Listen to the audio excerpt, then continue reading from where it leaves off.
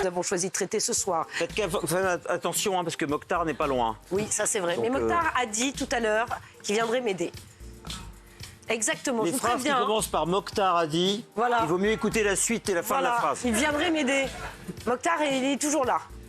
Alors, Secret Santa, faut-il offrir des cadeaux à ses collègues de travail? Vous savez que c'est une tradition qui est née en Suède dans les années 90 et qui consiste à offrir un cadeau à un collègue qui a été tiré au sort avec une somme limitée. Moi, je connaissais ça sous le nom de Noël canadien. C'est assez sympa le principe, non? Non. Noël mongolien, moi je connaissais. J'adore. Oh, la Mongolie, le pays, la Mongolie. Vous connaissez, il y a bien le Canada. Oui, c'est vrai, c'est vrai. Allez, un célèbre fast-food qui s'installe dans un village de Dordogne. Comprenez-vous la colère des habitants? Il y a une pétition contre ce projet qui rassemble plus de 700 signatures. On en parlera. Pour Michel Sardou, draguer, c'est plus dur qu'avant. Aujourd'hui, est-ce que vous êtes d'accord avec lui? Il s'est confié sur M6. On reviendra également Pour lui, c'est sûr. Oh, vous n'êtes pas sympa. Je pense pas que ce soit le fond de la question. Ah pardon, j'avais mal compris. Voilà, bien sûr. C'est sûr que c'est peut-être plus difficile à 72 ans qu'à 24. Ah, c'est peut-être oui. ça qu'il voulait dire. c'est sûr que la maladie d'amour, elle court, et lui un peu moins, quoi. De cette façon. Oh, La force. Non. C'est la vie. Non. C'est la vie. Michel Sardou est une icône. On laisse les icônes tranquilles. Voilà, on ne dit pas des choses comme ça. Et dans sa chanson, c'est de 7 à 77 ans, je vous rappelle. Oui. Et là, il a quel âge? Je ne sais pas. Ça ne se demande pas. Je ne sais pas. On va Il doit vérifier. être né en 47, Sardou, non? Je sais pas. Ouais, je sais pas. Ils vont vérifier. Je ne connais pas sa date de naissance. Dans les par années cœur, 40. son âge. Allez, on va commencer avec les fêtes de fin d'année qui approchent, évidemment. Peut-être que vous êtes en train de boucler les derniers cadeaux. Ah oui, le Père Noël passe dans la nuit du 24 au 25, vous le savez. Mais depuis quelques années, il y a une tradition qui s'installe dans certaines entreprises, Secret Santa. Alors, c'est échange de cadeaux entre collègues, échange anonyme. Le principe, voilà, c'est à créer un moment convivial.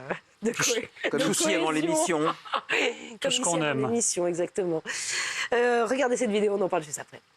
Secret Santa, allez-vous participer au cadeau de Noël en entreprise? C'est plus sympa que le discours du patron à l'arbre de Noël, mais parfois ça peut être un peu agaçant. La tradition, j'ai regardé, elle vient de Suède dans les années 90 et à l'époque on offrait un cadeau avec un poème.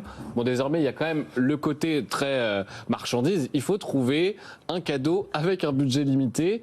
Pour certains c'est génial, pour d'autres c'est vraiment la plaie. Je sais que dans une de mes entreprises, on avait en fait tous les salariés avaient cotisé avec une petite somme et on avait aidé une des mamans qui avait des sujets pour faire l'opération d'un de ses enfants.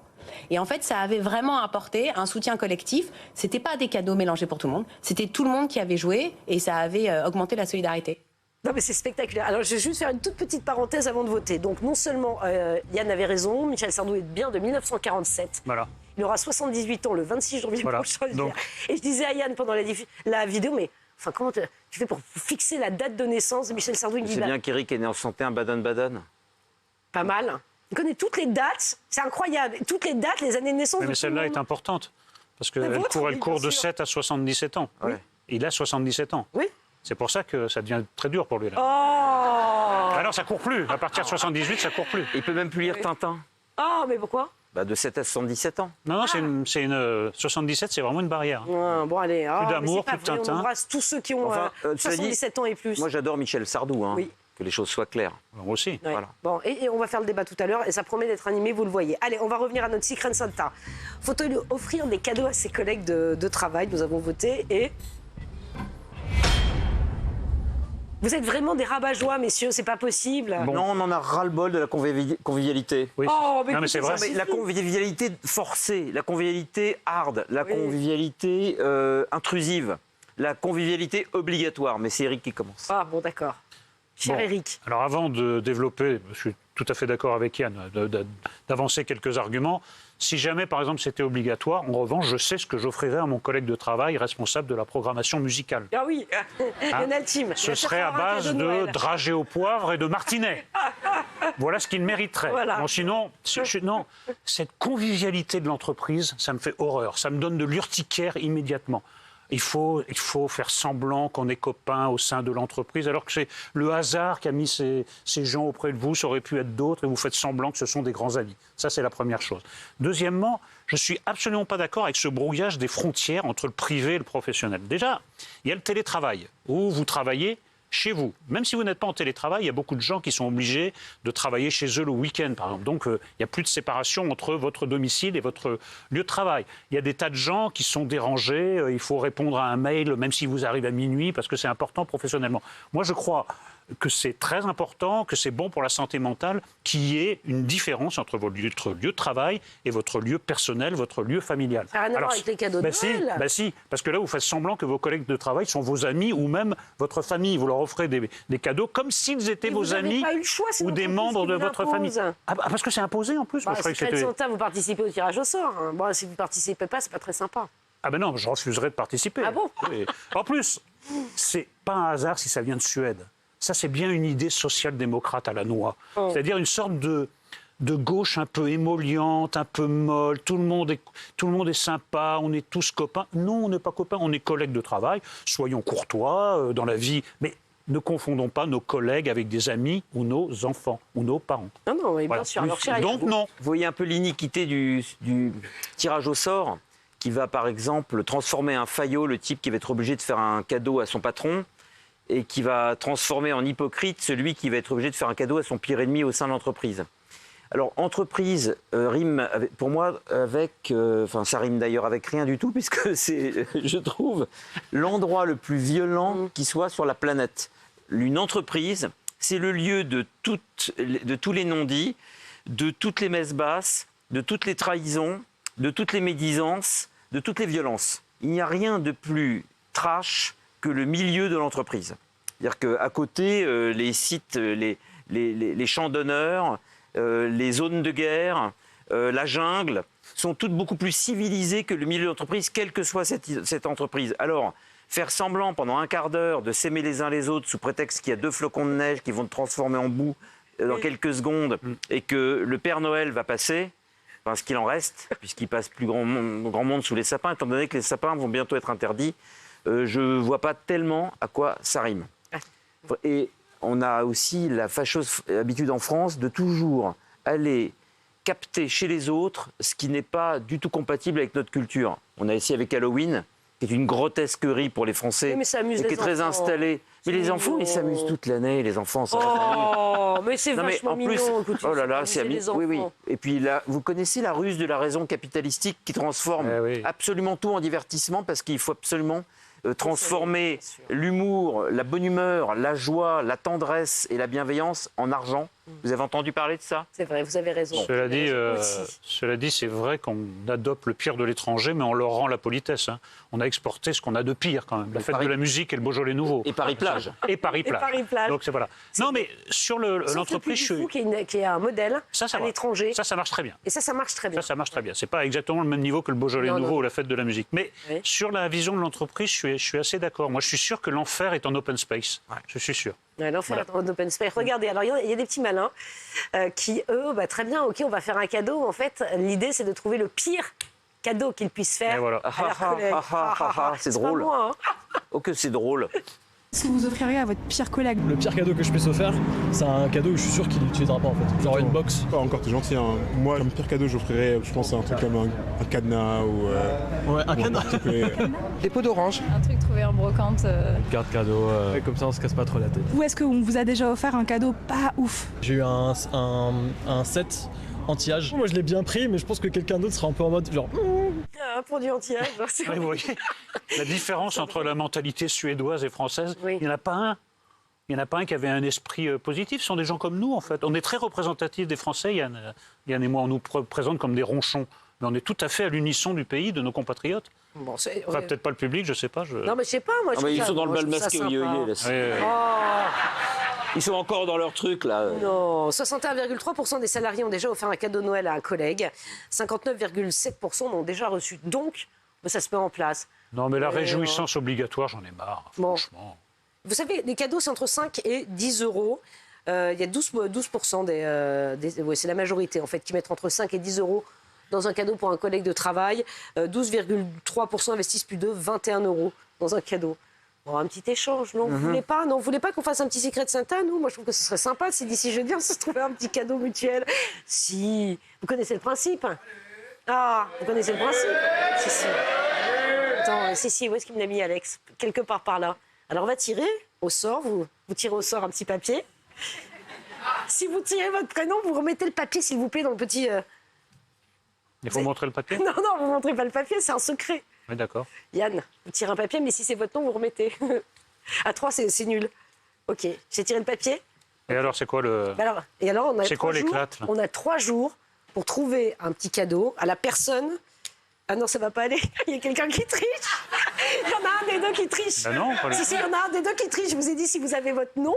Bah oui, mais là, c'est pas mon nom, là. Ah C'est pas mon nom, là. Ça marche pas. La régie. Bon, on ira vérifier ça. Bref. Et alors, qu'est-ce qu'il faut faire? Alors, vous allez remettre votre petit papier. Ah oui, d'accord. Remettez Ah, votre c'est petit truqué papier. en plus. En plus, c'est truqué. C'est-à-dire que moi, j'ai le nom d'Éric, il a le mien, puis vous avez le vôtre. Oui, à 3 statistiquement... Non, mais c'est énorme. Alors, je sais qu'il n'y a pas des gros moyens dans cette émission, mais enfin, quand même. Le happening foiré. Non. Attends, tiens, on verra les petits cadeaux. Oui, on va est-ce que c'est remélanger, on va Mais alors, retirer. qu'est-ce qu'il faut faire? Et on verra jeudi. Voilà ce que ça en coûte d'écouter de la musique débilitante avant cette émission. C'est ça. Alors c'est Lionel Team, on fera participer Lionel Team. Mais on n'a pas le droit de montrer des cadeaux, il paraît. On n'a pas le droit parce qu'il y a toujours des marques, il y a toujours un truc. Non, mais il faut trouver une petite idée. Je suis sûre que chez vous, vous avez peut-être des petites idées. Moi, je sais pas, non? Non, moi, Moi, je n'ai que des grandes idées. Donc Vous n'avez Fétis, que je des vous les grandes laisse. idées. Moi, je suis désolée, je n'ai que des grandes idées. Bon, voilà. Non, c'est vrai que c'est un peu contraignant. Et si vous piochez quelqu'un que vous aimez bien, ça vous fait plaisir de faire un petit cadeau de fin d'année, non? Mais pas dans le Pierre-Éric. cadre de l'entreprise, pas un truc obligatoire. On dirait que ça fait partie. Non, mais on dirait que ça fait partie du boulot. Moi, ça me tue.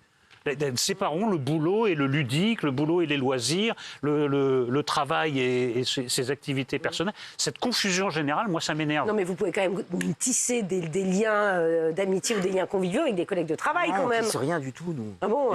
Déjà, on n'aime pas les tissages, on n'aime pas le tissage. On n'aime pas les liens, et on n'aime pas la convivialité, on n'aime pas le milieu de l'entreprise. Fichez-nous la paix, Pascal. On vous aime bien, vous, point. Le reste, on s'en fiche. Ah, puis je tire le papier, il y a marqué Thomas Guénolé, qu'est-ce que je fais? Qu'est-ce que je fais? Je ne sais pas si Tu vous peux avez en pas le faire droit un usage de infâme dans la remettre plus petite pièce de ton appartement. Ça, si c'est vous vrai. pouvez remettre, je sais pas si vous pouvez remettre le cadeau en jeu, voir. Mais en tout cas, voilà, il y a beaucoup d'entreprises. Ben voilà, pour Thomas Guénolé. Un os à mâcher pour chien, je n'ai pas de chien. Voilà, ok. Ouais, ça peut virer effectivement à la catastrophe, non? Ça peut virer surtout aux grosses blagues pas drôles. Voilà. Oui, c'est Pour ça. relou. Oui, Professionnel. mais bon, quand t'as Mais ton patron Eric face de a- toi, je suis pas sûre. que Eric t'aimes a bien raison. faire des cadeaux débiles. C'est-à-dire que à peine cette chose arrive-t-elle en France que déjà les Français se demandent comment ils vont contourner Eh ouais. cet événement pour le fabriquer en non-événement ou en anti-événement. Bon, ouais, je comprends. Il y a plus de Non, mais 86. Regardez le truc. Non, mais regardez le truc. Regardez L'année l'esprit que vous dernière, voulez introduire en Une de nos France. collègues a reçu une éponge et du produit à vaisselle. Le message, tu peux laver ta tasse de café toi-même. C'est Une pas sorte drôle. Et de ça reste sur une jardin. éponge à vaisselle, on Elle a encore de n'a la plus jamais chance. participé.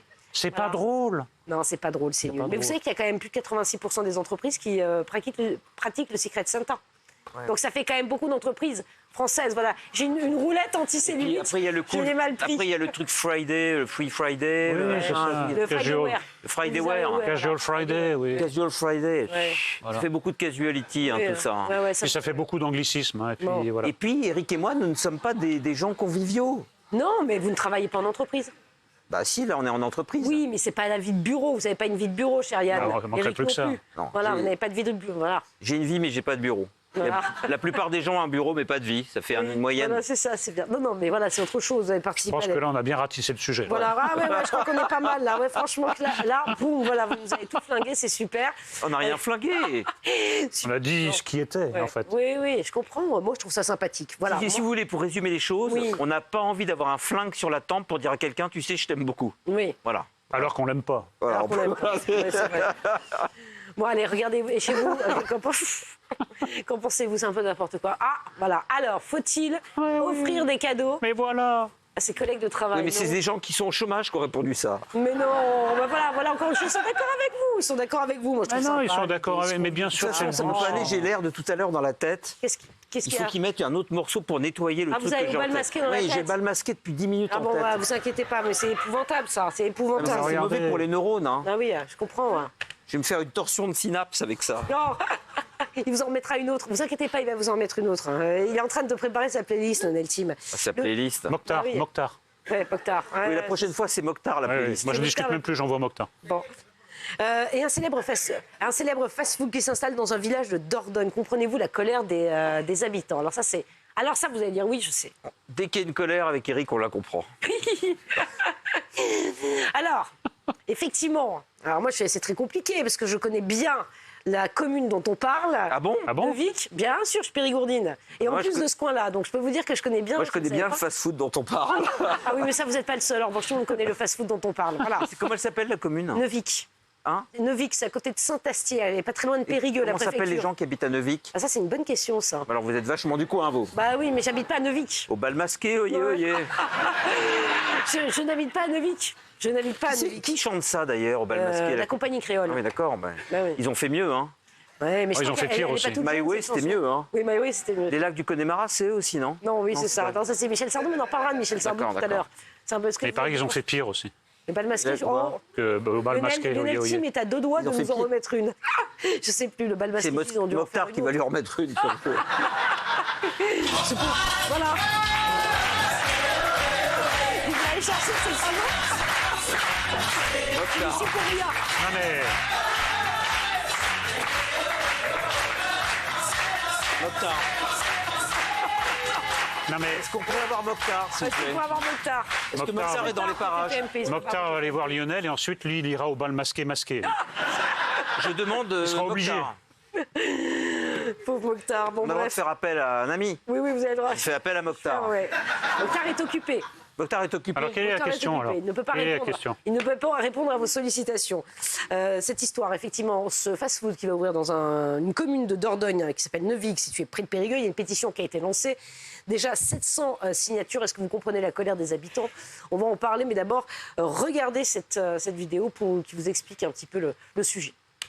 Dans le centre de Neuvik, il y a un fast-food local. Florence vient d'y déjeuner. Je viens de manger un burger périgourdin avec du magret de canard. Un burger qu'avec des produits locaux, assure-t-elle. Alors voir arriver un McDo ici, ça risque de faire tâche. Je vois pas ce que ferait un McDo ici à Neuvik, quoi. On a déjà beaucoup d'offres avec des très bons produits et de la bonne cuisine. Au total, il y a 5 enseignes de restauration ici pour 3500 habitants. Le McDo est de trop pour Laurent, co-gérant d'un restaurant. Il ne comprend pas la décision de la mairie. C'est de la trahison pure et dure. Je trouve ça déplorable. Aujourd'hui, avoir une enseigne comme McDonald's pourrait tuer notre centre-bourg. Et c'est malheureux. Ça fait 8 fois. Ouais. Oui, mais ça, c'est eux qui le disent, c'est pas nous. Ouais, Vous avez d'accord. compris pourquoi. J'ai Voilà. compris dans un drôle On de n'a monde. pas, le droit, très voilà, drôle. on n'a pas le droit de citer la marque. Non, Sinon, on est non, ils viennent de le obligé, faire 9 fois, mais nous, on peut pas le citer. Oui, mais c'est pas nous. D'accord, C'est pas nous. d'accord. Non. Voilà, on parle de Très bien, fast-food. très bien. Ah oui, Non, je mais sais. On s'adapte avec Eric, on Ouais, s'adapte. voilà. Oui, non, mais le monde est absurde. Continuons. Allons-y. Allons-y. Donc, comprenez-vous la colère des habitants de ce village? Ils ont expliqué pourquoi, effectivement, ça pouvait tuer le cœur du bourg. Alors, un célèbre fast-food qui s'installe en Dordogne, dans un village. Comprenez-vous la colère des habitants? Nous avons voté et on est tous d'accord. Moi, je pouvais rien dire d'autre parce que je suis de là-bas et je ne veux pas avoir d'histoire. La colère des... La colère des... La colère Des... des Des Neuvicois. Des... Je sais pas, Neuvicois. J'espère pour vous que c'est la bonne réponse. Ça va être dur, votre retour. Ça dans le va être dur. Périgord. Mais justement, tiens, On discute maintenant ou il y a le coup de la pub, là? Alors, non, vous avez le droit. bon Non, vous avez le droit une seconde Ah de dire. Non, vous voulez plus. Non, je réserve. Non, je Non, sais non, pas ce en qui une se passe. seconde. En plus, j'adore ces En pubs. une là. seconde, C'est je un peux pas. lundi, c'est n'importe quoi. Non, mais en Je une pense qu'elle a seconde, je cette peux pas. journée, elle est horrible. En plus, Qu'est-ce qui se passe? Non, En une seconde, je peux Non, pas. d'abord, honnêtement, je le dis vraiment sincèrement, je trouve déjà que le public est extraordinaire. Ah, le public est. On l'a dit en rentrant. On l'a dit en rentrant. Non mais ce n'est pas du tout. Non mais ce n'est pas du tout du faillotage. On l'a dit tout de suite en rentrant. Parce que ça se sent les ondes. Ah ouais, ça c'est vrai. Le public est dingue. Ça c'est une certitude. Donc quand le public est avec nous, même s'il est contre nous, on sent qu'il est là. C'est important. Ouais. Bah oui, je comprends. Mais il est souvent contre nous, il faut reconnaître. Le public. Ah oui, souvent. Oh. Il est souvent avec vous et contre nous. Mais vous êtes. aime, le public. Oui, mais...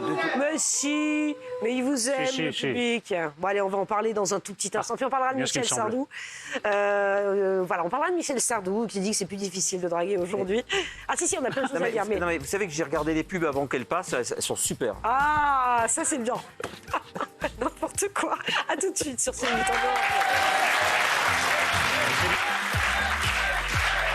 Merci d'être avec nous, 19h20, on est en direct, on est sur C8. Et je ne sais pas pourquoi, il y a une histoire qui m'a échappé. On est en roue libre totale là, donc vous riez depuis tout à l'heure. Eric aussi, je ne sais pas, vous vous êtes dit quoi? Non, ce qui est bien dans cette émission, c'est qu'en même temps, on réfléchit et on s'amuse. Ça, c'est vrai. C'est rare. Oui, bien sûr, les émissions, on s'amuse, il n'y a pas beaucoup de réflexion. Voilà. Il y a des émissions, il y a beaucoup de réflexion, on ne s'amuse pas beaucoup. Je ne vais pas citer de nom, mais tout le monde aura reconnu de quoi je parle. Exactement, ça va mieux? Ah oui. Vous avez fait une petite dague? Non, c'est le public qui nous raconte des blagues. Ah, le public, il a bon dos le public. Moi je vous le dis. On va parler... Vous voyez? C'est contagieux en plus, s'il vous plaît. Alors, pour Michel Sardou... Vas-y, Lionel qui en rajoute une couche. Pour Michel Sardou, draguer, c'est plus dur qu'avant. Est-ce que vous êtes d'accord avec nous? On en parlera tout à l'heure. On a plein de vidéos à vous montrer. Et on a un débat qui va être assez animé. Je vous le promets dans quelques instants. Mais, avant cela, chère Yann, nous parlons du... Non. N'en faites pas rire Pascal. Ne faites pas rire Pascal. Non, franchement... Parce que là, c'est... Du fast-food qui va ouvrir donc, dans ce village, cette commune de Dordogne, Neuvic, près de Périgueux. Et effectivement, on vient de voir le reportage où les habitants expliquaient que ça allait tuer le bourg et l'activité du bourg, notamment les restaurants. Écoutez ce que dit la maire à ce sujet, la maire de Neuvic. La maire Paulette Doyotte assume, l'arrivée de McDo est une magnifique opportunité alors qu'elle peine à accueillir de nouvelles enseignes dans sa commune. McDo servira d'enseigne d'appel pour faire venir les autres grosses enseignes nationales. Il y a 50 emplois qui sont entendus. En tant qu'élu, l'intérêt général, c'est de défendre le développement économique. La maire l'assure, des réunions publiques auront lieu pour rassurer habitants et commerçants. Alors, je voudrais vous faire écouter aussi une autre réaction pour Antoine Barski, qui est un conseiller municipal à Neuvic. Il ne devrait pas y avoir tant de conséquences que ça sur les habitués qui consomment déjà en centre-ville. Voilà, en fait. De l'impact, c'est ce que vise la mairie. Elle voit en ce projet une occasion d'apporter une nouvelle clientèle dans le bourg. À nous, commerçants de centre-ville, de savoir attirer cette population dans le centre-ville et leur montrer ce qu'on sait faire. Que nos habitués qui consomment dans le centre-ville changent leurs habitudes pour aller au McDonald's, je ne suis pas certain que ce soit majoritaire comme mouvement. Voilà. Alors. Bien, cher Eric. Non, mais on va expliquer au public depuis tout à l'heure. Yann pleure de rire, c'est la première fois, j'adore. J'ai fait une blagounette. Eric, j'ai fait une blagounette. De ça, et moi, du coup. J'ai raconté une blague pendant la pub. Oui. Voilà. Je m'en suis toujours pas remis.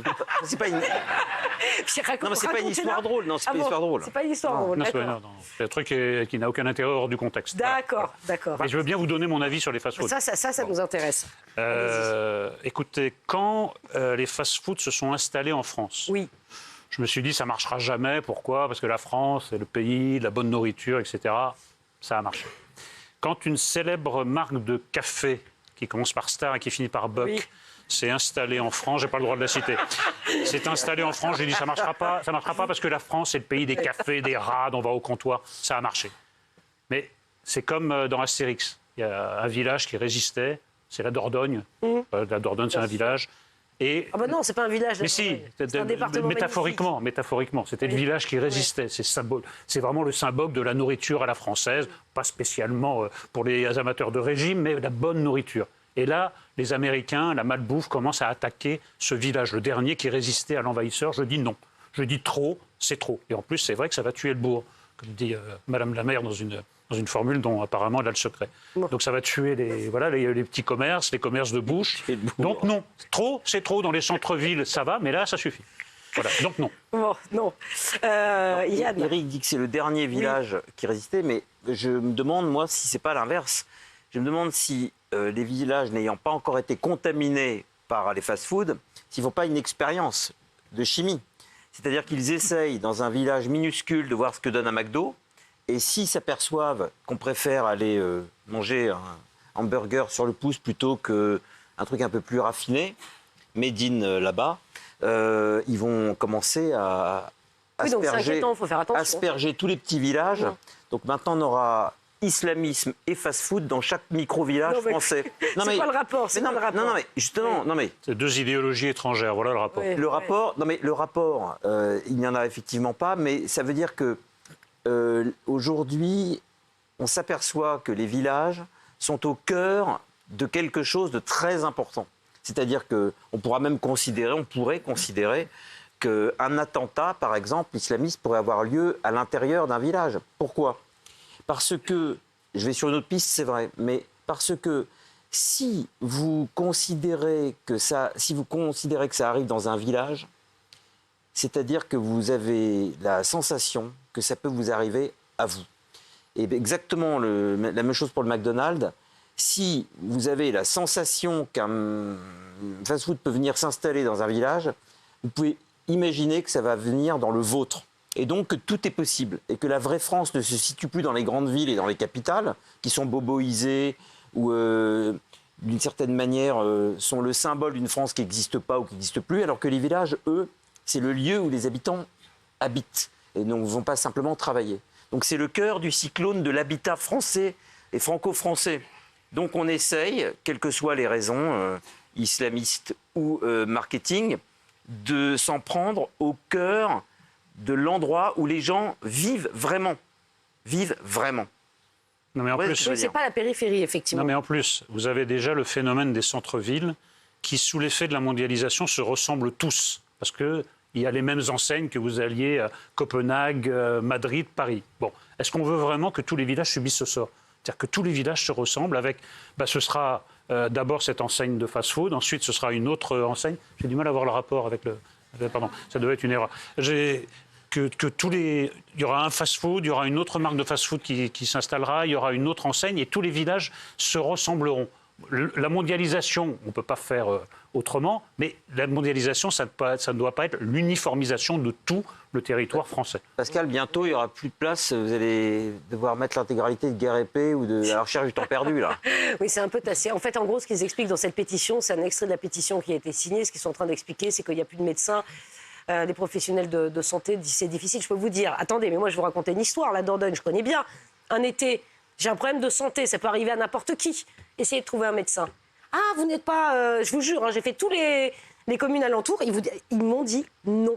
Non, vous n'êtes pas patient chez moi, démerdez-vous. Allez à l'hôpital, encombrez les urgences. Voilà comment ça se passe. Ça, c'est la réalité du terrain. Moi, je l'ai vécu à côté de Neuvic, là-bas. Impossible de trouver un médecin, il n'y en a pas un qui vous prend.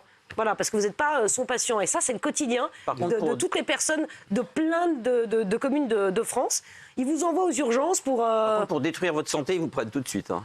Ah oui, pour détruire la santé, ils vous prennent. Vous parlez des fast-food. Oui, c'est ça. Bon, des fast-food, effectivement. Non, parce que les propos de la pétition sont très sévères. Ils accusent cette marque et les autres de propager des maladies très graves liées à la malbouffe. Donc en plus, sur un territoire qui est un désert médical, comme beaucoup d'endroits en France, tous les territoires en France, c'est ravageur. Donc il y a vraiment beaucoup de raisons pour refuser, donc ça arrivera. De quoi? Les fast-food dans les petites communes? Puisque c'est mauvais, ça arrivera. Je pense que c'est vraiment un coup marqué. Mais comme aux États-Unis? Mais ils essayent. Je pense vraiment que c'est une expérience de chimie. Vraiment. En termes de marketing, ils essayent de voir si l'implantation dans des micro-villages que personne ne connaît est une bonne chose ou pas. Ils ont vu que dans les grandes villes, ils étaient à saturation, ils ne pouvaient pas avoir une plus grande expansion. D'ailleurs, le chiffre d'affaires doit être limité dans les grandes villes par quartier, il n'y a plus de place. Donc maintenant, ils s'en prennent aux micro-villages. Voilà. C'est sûr, alors ça peut ramener du flux... Un flux de quoi? Des flux de malbouffe? Du flux de malbouffe, je ne sais pas, mais effectivement, je comprends l'inquiétude. Tout va ressembler à une zone, quoi. Mais oui. Tant que la France ne sera pas intégralement une zone, on ne sera pas content. Ouais. Je trouve ça terrible, moi. Non, D'uniformiser. La France, c'est des terroirs très divers. Ouais. Et tout va ressembler, Périgord va ressembler au Pays Basque, qui va ressembler à la Bretagne au nord. Voilà, la France, c'est pas ça. La France, c'est vraiment la beauté, mais les 50 nuances de beauté. Les terroirs ont tous leur beauté particulière. Sauvegardons-le. On ne va pas la noyer sous le hamburger. Mais non, mais vous, et le coca. Mais déjà, quand vous voyagez à l'étranger, vous n'avez jamais fait cette remarque, je ne sais pas, vous, peut-être qui avez eu l'occasion de partir à l'étranger, dans des grandes villes à l'étranger. En fait, vous êtes un peu partout chez vous. C'est les mêmes enseignes, la même musique, la même nourriture. Vous comprenez pourquoi je vais en Corée du Nord? Non, mais en Corée du Nord, c'est marrant, mais il n'y a aucune enseigne qu'on connaît. Oui, ça je veux bien croire. Mais partout ailleurs, dans des pays dans lesquels on peut voyager, les mêmes enseignes, la même musique, la même. Dès les aéroports. Mais dès les aéroports. Si on fait un jeu, c'est-à-dire qu'on vous endort, on vous réveille au moment d'atterrir. Je vous somme de pouvoir deviner dans quelle ville vous êtes en arrivant à l'aéroport. Toutes les villes se ressemblent dès l'aéroport. Plutôt, tous les aéroports de toutes les villes se ressemblent. C'est vrai. Avec la même musique, au bal masqué, oyez, oyez. Oui. Les mêmes Ça, c'est une enseignes, spécificité d'ici. les mêmes Partout, pubs. non, partout. Ah, c'est terrible. Non, mais c'est Mais par terrible. exemple, vous allez, je vois bien dans les pays asiatiques, vous allez en Chine, en Corée, etc. C'est toujours les enseignes de fast-food internationales qui sont pleines à craquer. Et les restaurants annexes, dans tous les aéroports, il y a des trucs un peu typiques. En général, c'est vide. Alors que les choses internationales suscitent la meute. Oui, mais alors vous pourquoi les gens connaissez la voyagent? marque, je suis d'accord avec vous. Alors le voyage, c'est pas Je suis simplement une d'accord avec translation d'un corps A, d'un point A vers un point B. Enfin, je veux dire, il faut qu'il y ait quand même un petit dépaysement dans le voyage. Ça, je suis entièrement d'accord avec vous. Il faut un dépaysement dans le voyage. Ça, Sinon, c'est une certitude. translation. Oui, je suis d'accord. Mais je pense que les voyageurs vont dans ces enseignes parce que ça les rassure, peut-être dans un premier temps, et après, ils étudient, je sais pas moi, les autres restaurants dans lesquels ils pourrait considérer que le prendre des tourisme, repas plus typiques. le voyage, ça consisterait à aller voir quelque chose qu'on n'a jamais vu, alors que le tourisme, ça consisterait à aller voir ailleurs ce qu'on voit déjà chez nous. Oui, non, mais c'est exactement ce que je vous disais. Voilà, c'est vrai qu'on vient à une uniformisation, si on doit s'attaquer à nos petites communes aussi, là, c'est vraiment un problème. Donc Après, c'est non. Non, mais exactement. Mais la mère qui a accepté ce fast-food, c'est aussi peut-être pour faire vivre son bourg, parce que, pardon, mais les bourgs de nos petites communes, c'est à mourir d'ennui. Hein. Vous parliez, c'est vous qui en parliez. Il n'y a pas d'autre moyen. Il y a 2 jours. Il n'y a pas d'autre moyen. Vous voulez pas ouvrir une librairie? Je sais pas moi. Librairie dans Bah oui, pourquoi pas. Ça se fait en plus. Ça se fait. Oui, ça se fait et ça marche pas si mal, en fait. Alors évidemment, il faut adapter la librairie. Il ne s'agit pas d'ouvrir une grande surface de livres, mais en effet, ça permet de redonner un peu de vie. Mais si alors vraiment la vie c'est seulement synonyme d'un fast-food, autant se jeter par la fenêtre. Il y a aussi des troquets qui pourraient rouvrir, des bars. Exact. Parce que ça meurt aussi, ça, dans les petits villages. Exactement. Ou alors ils sont obligés de se diversifier, c'est-à-dire qu'ils font bar, ils font à la fois petite brasserie, ils font dépannage, vous savez, petite supérette de dépannage. Oui. C'est vrai que... Voilà, mais moi je les adore, on les adore, nos petits cœurs de village, il faut les faire vivre, il ne faut pas qu'ils meurent, donc voilà, et moi je comprends. Alors qu'en pensez-vous chez vous? On vous a aussi posé la question et vous réagissez sur les réseaux sociaux. Ce fast-food, vous voyez, c'est très partagé. Ce fast-food qui ouvre dans une commune de Dordogne, comprenez-vous la colère des habitants? Oui, à 54%, non à 46%, c'est vrai que c'est assez partagé. Il y a du pour, il y a du contre, non? Oui. Voilà. Bon, allez, on va parler de Michel Sardou. J'ai entendu, Michel Sardou. Michel Sardou, qui s'est confié sur plusieurs sujets. Il a notamment évoqué la cause féminine. Et selon lui, draguer, c'est plus dur qu'avant. Est-ce que draguer, c'est encore possible? Je vais vous poser la question, d'ailleurs, messieurs. C'est encore une autre question. Ah non, mais attendez, draguer, c'est plus dur qu'avant. C'est peut-être la vraie question, ça. Ouais, exactement. C'est peut-être la vraie question. Est-ce que c'est encore possible? Regardez d'abord ce que dit Michel Sardou, on en parle juste après. Elles seraient comment, vos femmes des années 2020 Elles seraient comme avant. Sauf que maintenant, les organisations féministes ont fait que les hommes et les femmes sont face à face, d'être ensemble. J'imagine un enfant de 20 ans maintenant allant draguer tranquille le samedi soir. C'est dur. C'est plus dur qu'avant. Moi, de mon temps, c'était un paradis. Vous pensez qu'il y a une forme d'insouciance qui a disparu? Oui, je pense. Alors, il y a une insouciance qui a disparu. D'abord, je voudrais qu'on vote, s'il vous plaît, pour Michel Sardou. Draguer, c'est plus dur qu'avant. Il y a une insouciance qui a disparu. Est-ce que vous êtes d'accord avec lui? Attention. Bah oui, on est d'accord. Alors, je vais vous laisser plutôt la parole. Bien que... Parce que vous draguez pas, peut-être? Bah non. Voilà. D'accord. Vous n'avez jamais dragué? Non, je crois pas. Ah, d'accord. Je crois pas draguer, je sais jamais. pas, non, je crois Vous pas. avez jamais dragué? Oui, non, draguer, je sais pas, je sais pas. Alors on va faire voter le public qui croit à cette baliverne. Je crois que le public à 98% ne vous croit pas, parce que ce n'est pas partagé là. Vous savez, j'ai pas une vie. Bon alors racontez-moi. Non, mais j'ai pas une vie folle, une vie dingue à raconter. Oui, alors cher Eric. Vous pensez que draguer, c'est vraiment la vie de. Mais pas du tout. C'est la vie de Biodin. Pas du tout. Ah d'accord. Je me souviens plus. Bon. D'accord, non, mais moi on vous connaît pas bien en fait, Pascal. On apprend à vous connaître et on va de surprise en surprise. Sage, moi. Alors maintenant, je veux bien répondre à la question. Oui. Alors pourquoi c'est devenu plus difficile? Tout à l'heure, on se moquait un peu de Michel Sardou, mais c'était vraiment par amitié parce que nous aimons tous les deux beaucoup Michel Sardou. Moi aussi. Très grand artiste. Je m'inclus aussi dans le lot. Non, et la longévité. On le respecte infiniment. Non, vraiment. Très grand artiste. On l'écoute depuis je ne sais pas combien de... Ça n'aurait aucun sens de mépriser Michel Sardou. Ah non, pas du tout. Alors là, c'est vraiment, une icône nationale, je veux dire, ça n'a aucun sens. Ce serait du snobisme et de la bêtise. Alors pourquoi c'est plus difficile maintenant? Parce que, comme selon l'expression consacrée, le code a changé. C'est-à-dire que maintenant, le néo-féminisme a pris le pouvoir et vous explique qu'en fait, que toute relation d'un homme à une femme peut être en fait un délit ou un crime. Quoi que vous disiez. Alors attendez, je suis comme toujours précis, je ne vous parle pas d'agression sexuelle, bien sûr, je ne vous parle pas d'agression verbale, de gestes déplacés, mais la théorie du continuum féministe vous dit un homme qui fait un compliment à une femme, en fait, il n'y a pas vraiment une différence, il y a juste une différence de degré, mais pas de nature avec la violer. Je vous assure que c'est la théorie néo-féministe. Donc, c'est très difficile parce que si vous voulez séduire quelqu'un, entrer en relation avec quelqu'un, à un moment ou à un autre, vous allez entrer dans une zone grise. Vous allez dire quelque chose. Je ne parle pas de propos déplacés, une nouvelle fois. Il va bien falloir dire quelque chose. Et là, vous avez le néo-féministe qui siffle, hors jeu, non. Vous avez dit quelque chose, si en plus vous êtes un mâle blanc de plus de 50 ans, alors là, votre compte est bon. Ce qui fait que maintenant, il y a le mot insouciance qui a été prononcé. Je crois qu'il y a de ça. C'est-à-dire que les hommes hésitent, ils sont un peu désemparés parce qu'ils savent plus ce qui est licite, ce qui est illicite. Du temps de Sardou, il y avait beaucoup de choses licites qui sont devenues maintenant interdites. Alors les hommes n'arrivent plus bien à se situer et même les femmes maintenant commencent à se plaindre que les hommes manquent un peu d'esprit d'initiative ou ne savent pas sur quel pied danser. Donc je pense qu'il faut quand même revenir au bon sens, savoir quand un propos est déplacé ou pas, quand un geste est déplacé ou pas, mais on est dans une zone de transition où là j'ai l'impression que comme on présente très très souvent les rapports hommes-femmes sous l'angle de la guerre, il y a un moment de flottement qui dure et qui va peut-être durer encore longtemps. Bon, Yann.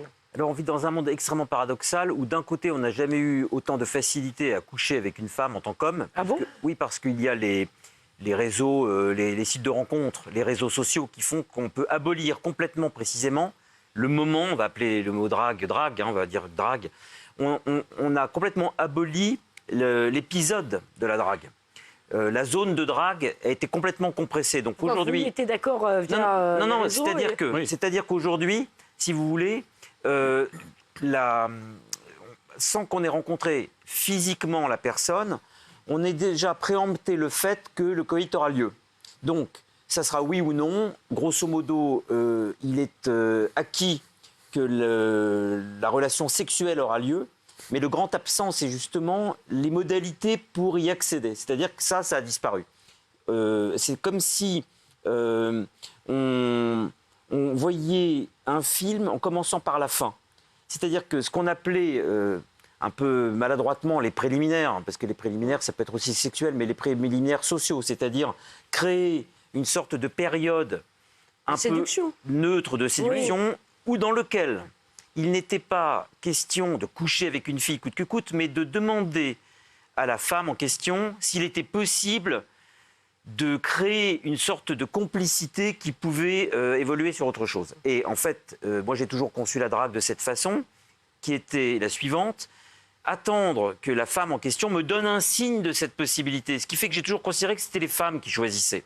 N'empêche que si vous n'abordez pas une femme, elle ne peut pas vous donner la possibilité de vous dire oui un jour. Donc il fallait quand même créer une sorte de complicité pour pouvoir ça m'a l'air bien compliqué. Bah oui, c'est devenu compliqué, c'est vrai. Mais un dragueur n'est pas quelqu'un qui va avoir une femme et dit voilà, je veux faire ci, je veux faire ça. Oui, j'entends bien. Il faut créer les possibilités, à la femme qu'elle vous réponde favorablement. C'est ça la drague. C'est pas donner l'ordre à quelqu'un. Non, bah oui. C'est attendre un feu vert, la drague. Ah, vous voyez, 9 femmes sur 10 préfèrent encore que les hommes fassent le premier pas. Mais le premier pas aujourd'hui ne se fait plus pour deux raisons. Chez les très jeunes, parce qu'il n'y a plus besoin de le faire, on commence par le dernier pas et puis le premier, on verra ça un autre jour si on a le temps. Donc il est acquis que la relation coïtale aura lieu. Donc le reste, ce sont juste c'est secondaire. Oui. Et puis dans l'ancienne génération, c'est la trouille. C'est-à-dire que les gens ont peur de prendre un MeToo sur les épaules. Donc ils se disent, le risque est trop important, donc grosso modo, je ne fais plus rien. Donc voilà, la drague est morte, soit par effet de trouille, soit parce qu'on a sauté une case au-dessus et qu'on va directement à la case arrivée avant de passer par la case des pariers. C'est d'une tristesse absolue. Mais non, mais c'est tellement... C'est d'une tristesse absolue. Ou alors un quart d'heure américain, c'est les femmes qui vraiment font les premiers pas. Non, mais c'est tellement vrai que, en fait, le rêve ultime, c'est de transformer ça en expérience de laboratoire. C'est-à-dire qu'il n'y ait plus rien d'incertain, d'ambigu, ce qui fait tout le charme de la drague ou de la séduction. Parce que maintenant, il y a des formulaires de consentement. Donc en fait, il n'y a plus d'ambiguïté, vous ne savez pas sur quel pied danser, ni l'un ni l'autre d'ailleurs. Là, c'est noir sur blanc, oui, j'accepte, non, je n'accepte pas. Donc c'est quand même d'une infinie tristesse, en effet, parce que tout devient bureaucratique, tout devient administratif. Et j'ai même entendu une émission passionnante à la radio tout à l'heure, vous savez, je vais essayer d'employer des termes un peu chasse, puisque c'est une émission de grande écoute. Vous savez, non, mais tout à fait, vous savez qu'il y a des gens qui aiment bien l'amour à plusieurs. Oui. Bon, oui, bien voilà, sûr. cette pratique, Yann en a fait le titre d'un de ses romans. Voilà.